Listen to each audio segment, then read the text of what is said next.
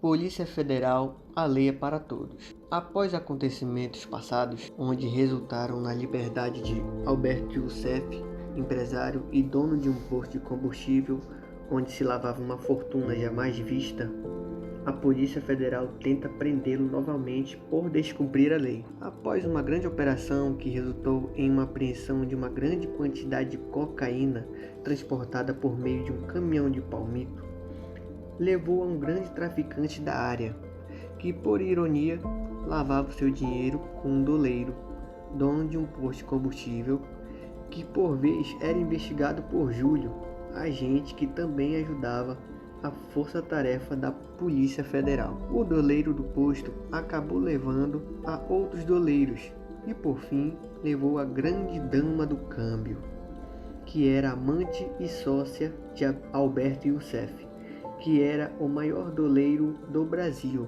que já havia sido solto por delação premiada e foi indiciado e obrigado a se retirar de sua profissão como doleiro.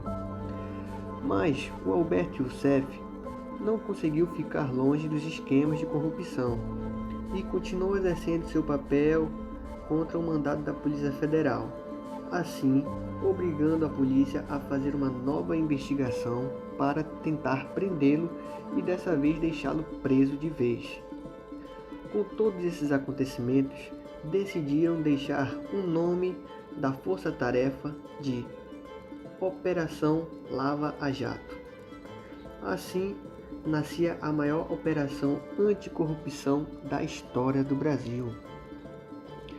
O Júlio, em meio a vários papéis deixados por serem investigados, encontrou um dos maiores esquemas de corrupção e lavagem de dinheiro, que eram constituídos por traficantes, doleiros e contrabandistas. Tudo estava indo nos conformes, como de praxe com as investigações. Mas o que a polícia não sabia, que coisas muito mais preocupantes estavam por vir.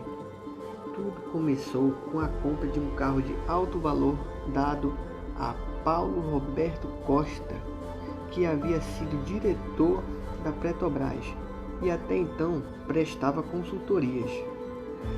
Alberto Youssef, com medo de ser pego, tenta fugir de sua segunda prisão em um apartamento em Salvador, mas a operação foi bem sucedida e a prisão efetuada.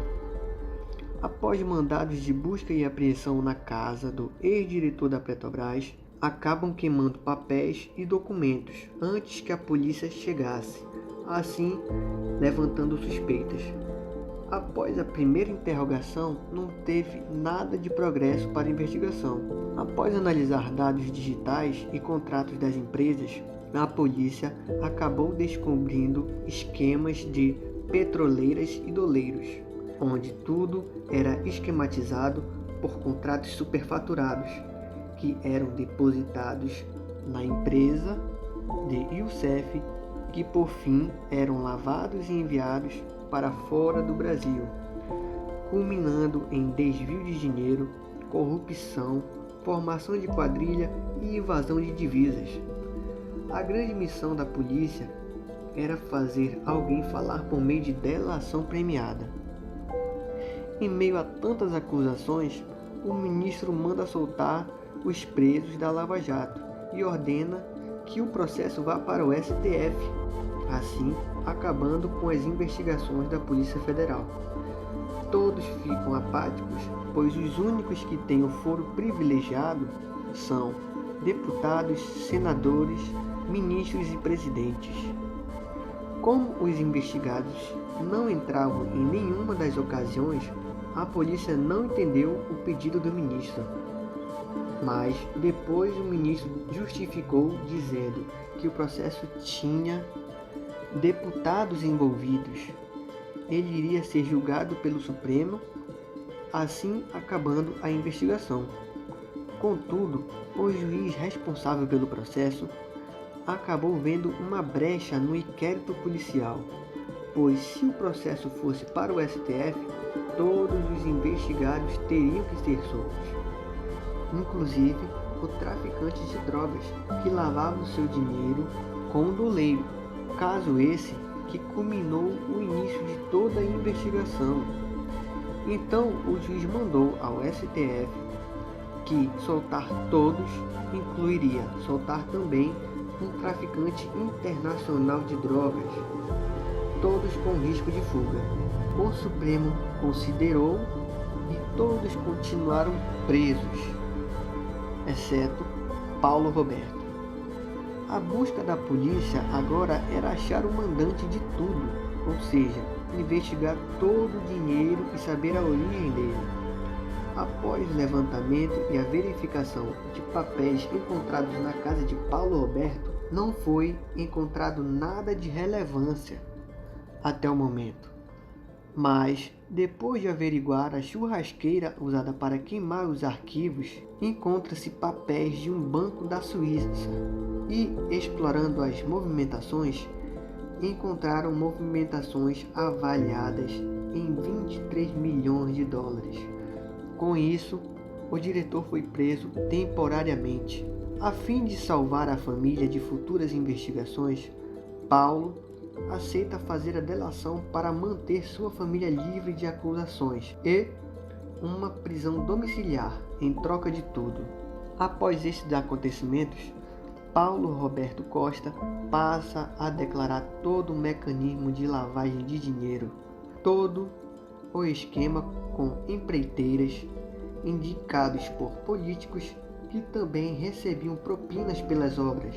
Nessa altura do campeonato, a mídia suspeita de interferir nas eleições de 2014, mas por enquanto tudo é por água abaixo, pois a polícia não pode usar nada declarado até então como prova de crime, até o Supremo homologar o acordo.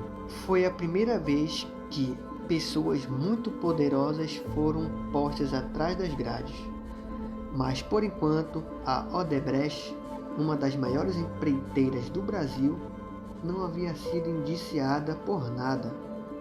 Mas com tantos documentos apreendidos, SMS, extratos, nomes de empresas de fachada e números de contas, tudo havia sido investigado para chegar ao principal mandante do esquema, Marcelo Odebrecht, dono da Odebrecht. Após um mandado de prisão, a polícia confiscou celulares e documentos da casa de Odebrecht para ajudar na investigação.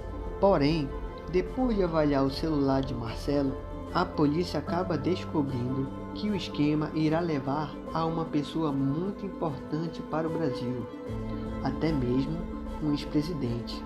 Tudo configurado e alinhado, acabam descobrindo que a Odebrecht mandava dinheiro para empresas de palestras e institutos em nome do ex-presidente do Brasil.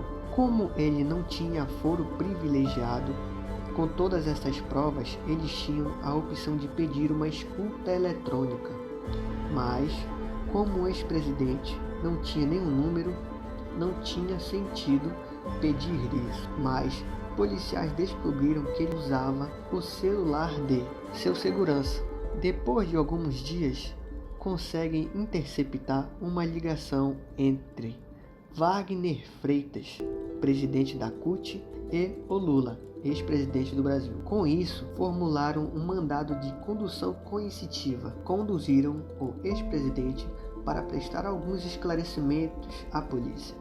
Fortes aglomerações foram feitas e estavam fora do salão presidencial, criando um ambiente hostil ao investigado. Após conversas com a polícia, advogados e deputados conseguem tirar o investigado, porém, por medo de retaliação, conseguem tirar por outro meio menos perigoso. No final, Ivan, encarregado da Polícia Federal, acaba percebendo que, de qualquer forma, com o novo ou velho, tudo acaba do mesmo jeito que sempre foi. E quem sempre acaba perdendo é o povo brasileiro.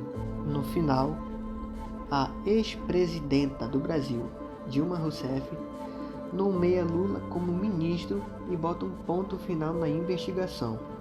Por ironia do destino, antes da operadora telefônica cancelar a medida de escuta eletrônica, foram Egas, conversas da então Dilma Rousseff com Lula, onde dizia entregar um papel em branco contendo o papel como ministro, guiando a investigação como obstrução de justiça.